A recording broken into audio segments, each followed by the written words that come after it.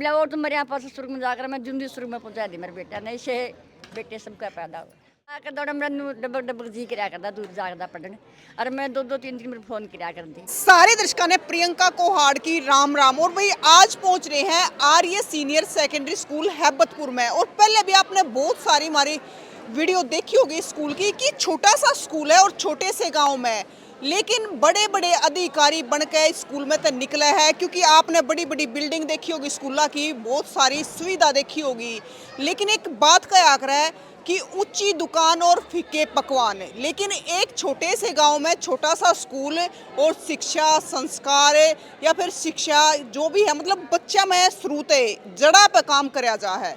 तो आज फिर है 3 बच्चे आप देखने लग रहे होगे इस स्कूल के, जो एक है एनडीए क्लियर करके जो लेफ्टिनेंट, और 2 बच्चे हैं जो डॉक्टर है। तो भाई गजब की बात है और बड़ी खुशी हुआ है जब हमारे गाँव में तो छोटे छोटे परिवार में तो निकल के और बच्चे इतनी बड़ी बड़ी पोस्टा पे जा है। तो सब ते फालतू तय मुँह माँ का सीना छोड़ा हो गया है कि भी जिस बेटे ने जन्म दिया था उस बेटे ने नाम रोशन कर दिया। और साथ में वे पढ़ाने वाले, क्योंकि अध्यापक है जो ईसा गुरु है, जो भाई दीवा लेकर है और बच्चे ने चलना सिखावा है। सिर्फ एक पढ़ाई लिखाई थी काम नहीं खत्म हो जाता। तो आज है इस स्कूल में ये तीनों बच्चे बुलाए गए और इनका सम्मान कराया गया है। तो सबसे पहले बात करेंगे सतपाल आर्य जी। राम राम सर जी। नमस्ते नमस्ते जी। बहुत धन्यवाद आप लोग विद्यालय में पहुँचे और बहुत धन्यवाद कवरेज करने के लिए। और मैं कहूँ कि हमारे लिए विद्यालय पूरे परिवार के लिए और इतिहास का एक गौरवान्वित पन्ना है, बना है, आज एक पेज बना है। और मैं इसके लिए अपनी खुशी या गौरव का आभास शब्दों से नहीं कर सकता और बेहद प्रसन्नता है। सतपाल जी, मतलब हम हमेशा देखते हैं कि हर साल 6 महीने में हर बच्चा कोई ना कोई बच्चा मतलब किसी बड़े पोस्ट पर जा हुआ है। जी। अब स्कूल छोटा सा है, गांव छोटा सा है, लेकिन बच्चे इतने निकले हैं कि शायद बड़े बड़े स्कूल हैं जो नाम सुना है उन तक नहीं निकलते। जी, ये तो मैं कहूँ कि हरियाणवी में नियत जैसा फल, मतलब हमारा डेडिकेशन बहुत समर्पण भाव है इसमें और समर्पित भाव से है। और यहाँ का पूरा स्टाफ या हमारी मैनेजिंग कमेटी, उनका उद्देश्य केवल रुपया पैसा कमाना बिल्कुल भी नहीं है और समाज कल्याण या हमारे क्षेत्र को, एजुकेशन के स्तर को उठाना हमारा उद्देश्य है। और उसी बात को लेकर के हम चले थे आरंभिक अवस्था में कि हमारे यहाँ से भी यूपीएससी या क्लास 1 ऑफिसर निकले, डॉक्टर इंजीनियर बने, तो वो चीज़ अभी साकार हो रही है, वो मेहनत जो है ना वो सार्थक हो रही है। तो मैं कहूँ कि स्कूल का जो इन्वायरमेंट है वो बहुत अच्छा है, अनुशासनात्मक है। वहाँ बच्चों का मतलब काम करने की तरफ इंटरेस्ट भी बनता है और बड़े बड़े गोल डिसाइड करने में भी एक प्रेरणा के रूप में यहाँ का वातावरण रहता है। तो भाई लक्की, लोकेश और शंकर, ये तीनों हैं, आज सम्मानित भी करे गए हैं। राम राम। क्या नाम है? शंकर दत्त। शंकर। तो शंकर आप डॉक्टर? हाँ हाँ जी। अच्छा, तो मतलब इस स्कूल में पढ़े हो आप? हाँ, स्कूल में पढ़े 10th क्लास तक। 10th क्लास हाँ। तक। सबसे पहले तो बताओ आपके माता पिता क्या कर रहे हैं? माता पिता, जैसे मेरे जो पिता है वो एक साधारण से कृषि से संबंधित है और माता हाउस वाइफ है। अच्छा, मतलब पिता किसान है हाँ। और माँ गृहिणी है। हाँ, माँ गृहिणी। अच्छा, तो आप एक बात बताओ, मतलब एक छोटे से, आप इसी गांव से हो, हैबतपुर हाँ, से ही इसी हो? गाँव से, इसी एक छोटे से गांव में तो निकल कर और डॉक्टर बनना कितना कठिन रहा है? बहुत सा कठिन रहता है। मैं पहले ही कहता हूँ क्योंकि यहाँ पर लोगों को मतलब जो शहर वाले हैं ना, ये बैकवर्ड समझते हैं कि गांव वालों को कुछ भी नहीं पता। लेकिन मैंने अपने भाषण में भी कहा था कि गांव में टैलेंट बहुत ज़्यादा है, बहुत ज़्यादा। अगर गांव वाले बच्चों को, जैसे हम जिस स्कूल में पढ़े हैं, ऐसा स्कूल मिल जाए जो एक हीरे को जैसे तराशते हैं ना, वैसे ही स्कूल के अध्यापक अपने बच्चों को तराशते हैं। अगर उस टैलेंट को एक तराशने वाला मिल जाए तो बच्चा ज़रूर आगे जाएगा, और हमने भी ऐसा ही किया। राम राम। क्या नाम है? आलोक। आलोक। तो आलोक, आप भी डॉक्टर एमबीबीएस? हाँ जी। अच्छा, तो एक बात बताओ, देखो मतलब कई बार बच्चे है ना सुविधा के उसमें रह जा है, लेकिन इतना बड़ा स्कूल भी नहीं है, इतनी सुविधा भी नहीं मिल पाती गाँव में, और फिर भी नीट जैसा एग्जाम क्लियर करना बड़ी बात है। हाँ, बड़ी बात तो देखो सबके लिए है। अभी हम जिस परिप्रेक्ष्य से आए हैं, गांव की पृष्ठभूमि से, मैं एक बड़ा सिंपल सा एग्जांपल दिया करता हूँ कि हमारे गांव में अगर मुझे अब खेड़ी चौपटा जाना है ना, कम से कम 2-3 घंटे वेट करना पड़ेगा पब्लिक ट्रांसपोर्ट के लिए। ये सच्चाई है। हम सब, मैं भी कृषि फैमिली से आता हूँ, मेरे पिताजी थोड़ा टीचिंग का भी काम करते हैं, लेकिन परिवार का मतलब सिर्फ वो नहीं है। पूरे कुनबे की बात करूँ मैं, मेरे ताऊ जी किसानी, यानी अल्टीमेटली हम भी किसान और मज़दूरों के ही बालक हैं जो इधर तक आए हैं। लेकिन अलग अलग जगह की अलग अलग समस्याएं होती हैं। शहर वाले बालक प्रिविलेज हैं, लेकिन उनके सामने अलग समस्या है, उनके सामने प्रेशर की चुनौती है। हमारे सामने चुनौती है कि हमारे पास कोई प्रॉपर गाइडेंस नहीं है।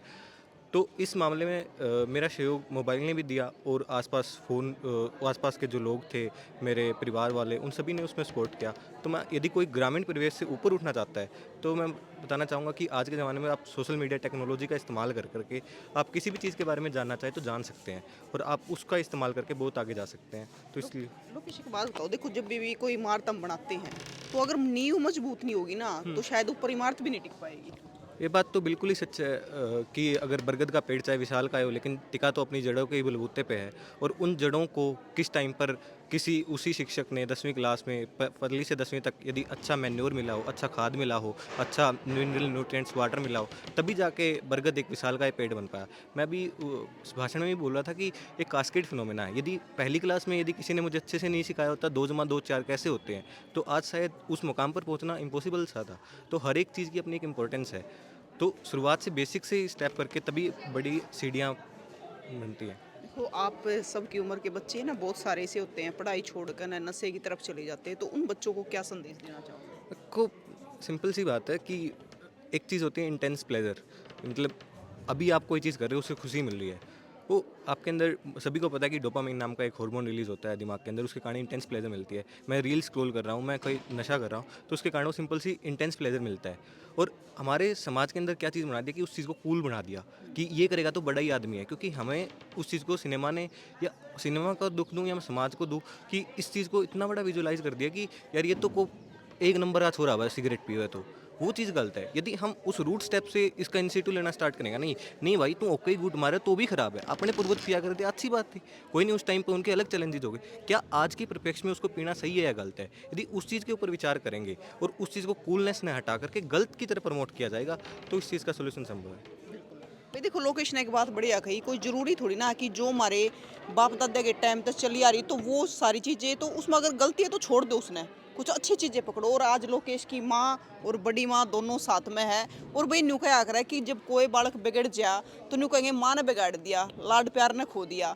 लेकिन जब बच्चा कुछ कर जा है, जब न्यू कहेंगे हमने तो बेरा था, हमारा बालक का कुछ ना कुछ करेगा। राम राम जी, राम राम। क्या नाम है? सुनो, आप लोकेश की बड़ी माँ हो। हाँ बड़ी माँ। भाई एक ने पैदा कराया है और एक ने पाला है, एक देवकी और एक यशोदा, तो दोनों आज हैं जो साथ साथ हैं। तो आप क्या कहना चाहोगे? मैंने कहना जब जैसे मेरे बेटे में संस्कार से नहीं, इसे सारे बच्चे में हुआ है। मेरे बेटे ने हमारा नाम रोशन कर दिया, सारे बच्चे नाम रोशन करे। हाँ, हमें तो छूटे ही जमींदार से, मेरे बेटा ने काश में चढ़ा दिया, मैं इसे बच्चे सबका पैदा करे। और देख लो भाई खुशी के आंसू भी, आंखें में पानी आप मेरा देखने लग रहे हो। खुशी के आंसू में बहुत आज क्या है, मैं भी नहीं, मेरे बेटे ने स्टेट पे चढ़ाया करना है और मैं जमा शुरू में पहुंचा दी मेरे बेटे ने आज। हाँ, ईसा है बेटा, छाती चोरी करके देखा तो मैं आज किसी ईसा बेटा देखा कौन, मेरा बेटा आज मेरा नाम रोशन कर दिया। खुशी हो रही है? जब मैं बहुत खुशी हो रही, मैं बहुत खुशी हो रही इसमें। हाँ, मेरे बेटा जाकर दौड़ा, मेरा डबल डबल जी कराया करता, दूर जाकर पढ़ने, और मैं 2-2 3 मिनट फोन कराया कर दी। तो मेरा आज मेरा बेटा कैल कह रहा है, मैं कैल की बात फिर आज मेरे बेटा ने मैं बहुत बहुत मिला, वो तो मेरे यहाँ पास स्वर्ग में जाकर मैं जूंदी स्वर्ग में पहुँचा दी मेरे बेटा ने, इसे बेटे सबका पैदा हुआ। तो इमोशनल होगी। और भाई देखो एक माँ का बड़ा त्याग हुआ है इस चीज़ में, क्योंकि जब बच्चा है ना पास रहे और फिर 5-6 साल तक अपने तो दूर कर कर रखना, वह भी बड़ी बात हुआ है। लेकिन एक माँ है, उस मोह माया ने छोड़ कर अपने बच्चे के जीवन में सुधारण खातर वो त्याग भी कर दे है।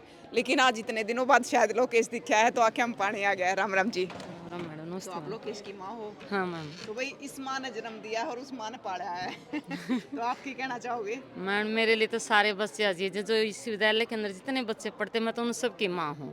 एक लोकेश ही नहीं है, मेरे सारे बच्चे हैं। लक्की मुझे उससे ज़्यादा अजीज है, शंकर मुझे उससे ज़्यादा, वहाँ बैठे वो बच्चे उनके अंदर भी टैलेंट है, और मैं सभी बच्चों की माँ हूँ। मेरी तो यही दुआ, और सभी बच्चे कामयाब, मेरी यही दुआ बस। और भाई ये अध्यापक है तो ये तो सबके माता पिता हैं। बिल्कुल। राम राम। राम राम। लक्की। हाँ, तो भाई ये है लेफ्टिनेंट। कौन से गांव से हो? मैं हैबतपुर से ही। हैबतपुर से, मतलब तीनों हैबतपुर से ही हो? हाँ हाँ, तीनों। हैबतपुर का तो गांव मतलब पूरा रोशन कर दिया। गांव हाँ, बड़ा हाँ। छोटा है पर नाम बड़ा कर दिया। हाँ, गांव तो छोटा है पर इसमें कैपेबिलिटी बहुत है बाकी गांव से देख के तो। अच्छा, आपके माता पिता क्या कर रहे हैं? मेरे माता तो गृहिणी है और मेरे फादर आर्मी में थे। अच्छा। हाँ, अब मतलब वो सर्विस में उनकी डेथ हो गई थी, पर वो आर्मी में थे। तो लकी आप की कहना चाहोगे कि एक ग्रामीण प्रवेश से लेकर कहना है और इतनी मेहनत करके, क्योंकि जो आपने एनडीए का एग्जाम दिया काफ़ी टफ हुआ है वो एग्जाम भी, और बच्चे दो मेरे ख्याल में 2 या 3 चांस है मिल पाओ बच्चे में। हाँ, एनडीए का एग्ज़ाम तो होता है टफ़, और मैं यही कहना चाहूँगा कि मेरा बैकग्राउंड भी कुछ ऐसा ही था। जैसे मेरे फादर आर्मी में थे, मेरे दादाजी भी इंजीनियर्स में काम करते थे आर्मी में ही, मेरे नाना भी फौजी रह चुके हैं। तो ये मेरे पूरी खून फैमिली देश की तो ये सेवा मेरे कर रही खून है। में ही था, और राष्ट्र सेवा मेरे खून में ही था। तो मैं कह सकता हूँ कि ये मेरे लिए आसान हो गया, क्योंकि स्टार्टिंग से ही मैंने ऐसा एनवायरनमेंट देखा है। अगर वैसे देखा जाए नॉर्मल बच्चा, अगर उसका कोई फ़ौज से कुछ लेना देना ना हो तो उसके लिए वो और ज़्यादा मुश्किल हो जाता है। पर मैं एक प्रिविलेज समझता हूँ इसको कि मेरे पेरेंट्स और मेरे ग्रैंडफादर और मैटरनल ग्रैंडफादर वो सब आर्मी में थे। तो इससे मेरे को एक एज मिला, और मतलब एक पर्सनैलिटी डेवलपमेंट उस फौजी की तरह ही हुई मेरी, जिसकी वो डिमांड करते आगे, जो लीडरशिप क्वालिटी जो देखते आगे इंटरव्यू में, उनको डेवलप करने में हेल्प हुई।